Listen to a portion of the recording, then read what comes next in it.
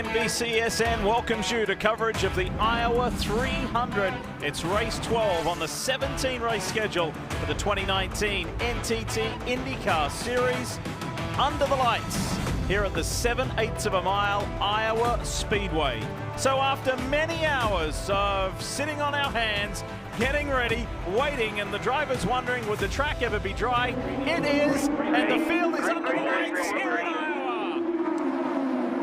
Track is clean up there. He's still on the high side. Look at Sato. Takuma Sato around the outside of the bright yellow Menard Chevrolet of Simon Pagenaud. Sato is on it in the second. Sato being super aggressive early in this race. Power now is in traffic on the tail end of the field. Oh, Sage Karam. Sage Karam in the smart stop Chevrolet for Carlin. Doesn't look like any damage, and he's still got it okay? running. Try to get it going if you can here. I don't think he hit anything. I think he just looped it. He's got a little bit of damage on the left end fence there that's gone on the front wing. He had contact with somebody because that's the inside. So we'll get a look at that for you guys. But I think he might have had contact with somebody and just looped it. Does he tell us more? He's all by himself, or is he? No, it's Felix Rosenquist that runs across the front wing there. Lucky break there for Felix. So he just lost it on power coming off of 4. Real lucky break there for Felix that he didn't have more damage than that. But not much damage to Sage's car. He'll change that nose and get it back going. Chasing down Ericsson right now, who is in 8th place. But look at this guy right here on new tires. Look at the grip this car's got. Watch the 28 DHL Honda of Ryan Hunter-Reay, 3-time winner here in Iowa. He is at the lead of the group that's all stopped for new tires. He's only up 1 spot since the restart though, PT. I really thought he would have a lot better speed early on, but he's looking to get around Connor Daly for 12. Well, it's really going to pay dividends as we get more laps on these tires. When these guys get up around 50, 60 laps, he's going to have 20-lap fresher tires. So I really think that's going to help play out for him later on, because there was no penalty for him to come in and get the tires. So after almost half an hour under red, we're back to racing. And look at this, there's a move down there. Sato goes around Alexander Rossi. Will tried for the high side on that. He's still trying for the high side, but Josef Newgarden is really strong on the entry to the corner. We saw Sato go around Alexander Rossi. Oh, Ferrucci and James Hinchcliffe renewing their battle before that red flag came out. Ferrucci had said in the interview with Robin Miller, I'm not going to let these guys that are experienced push me around, and he's shown that running that top groove. On the high side, I haven't seen Rossi get up on the high side all weekend, but these two right here almost touch wheels, very close. A bit of a gap, and then there's another gap to Sato, but Ferrucci all the way back to Ericsson. This is where the fight is. Santino Ferrucci, impatient to wait for Takuma Sato, pulled out of the draft, went through the middle. Rossi had to take evasive action. That was close. That was really tight. Sato, the handlings completely went away from his race car. He's hanging on to it. Ferrucci had such a great run, actually had to check up a little bit off the corner. Rossi got his nose there, but Ferrucci didn't really care and took the chop and was able to clear him.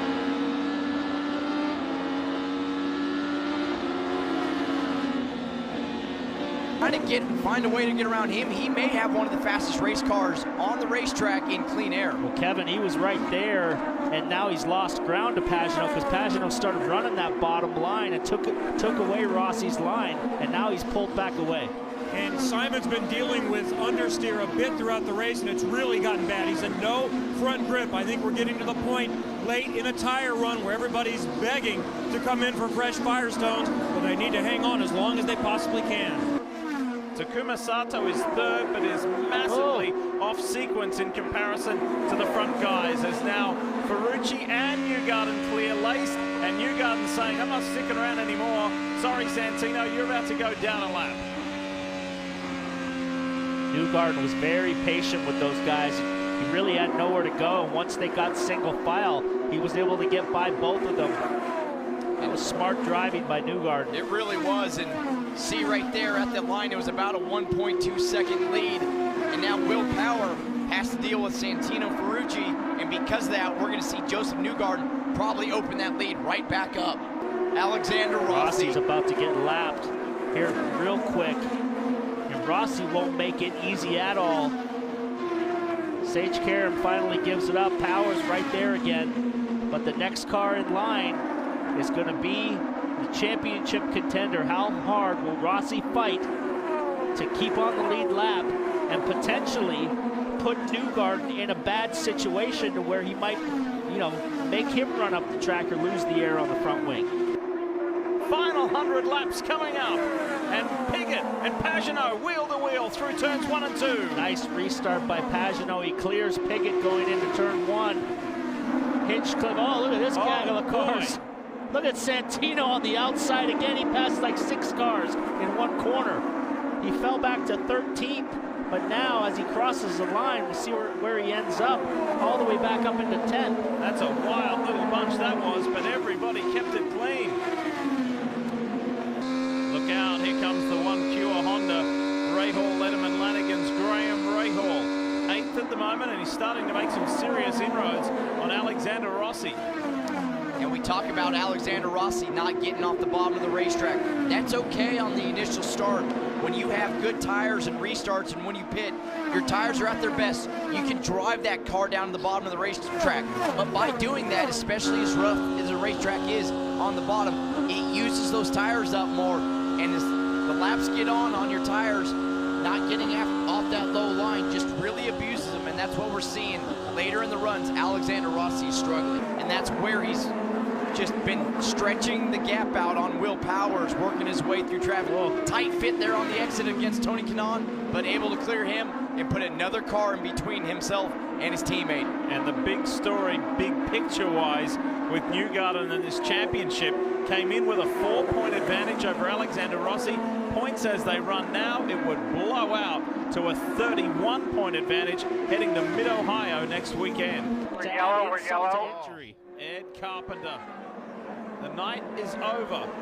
Sorry, guys. I got all bottled up and I got dirty air and it just went around. Right at the back there, here he comes through and loses it.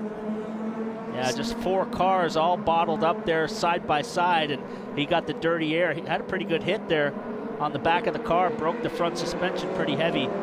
Rossi has recovered. He was struggling all night, finally started using the high groove on those stickers, and right now is in 6th, but that's pretty much where he's run most of the night. And to watch Newgarden go away is going to be very damaging in the points. Whoa, Bourdais almost up in the wall right there. But boy, talk about turning frustration into glory and satisfaction. Less than a mile to go for Josef Newgarden. He has led 244 laps tonight in what has been a superb driving performance from the championship leader. He's already got 3 wins this year. He kicked it off at the season opener. He won in Detroit, he won in Texas, and he wins here in Iowa. The championship leader extends his points advantage. Scott Dixon grabs 2nd, James Hinchcliffe 3rd. But it's all about Josef Newgarden. Hey, man. Great job in the pits. Great job, Sean. Hey Motorsports fans, thanks for watching. Make sure you hit subscribe before you go for all the latest news and highlights across motorsports.